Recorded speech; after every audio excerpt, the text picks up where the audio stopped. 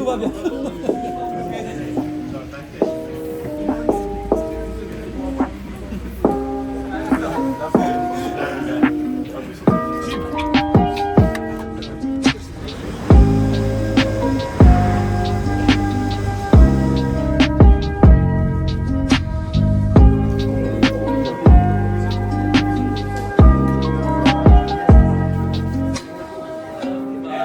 Wait, Branko, bro. What? Can you introduce yourself? Okay. Hey, man, hey. I'm 30 years old, 2 kids, and I enjoy life. Yeah, what's man? Baby, Gigi, what? Hey, come on, let me say this. Look at the line with the leaders. Go for the woo.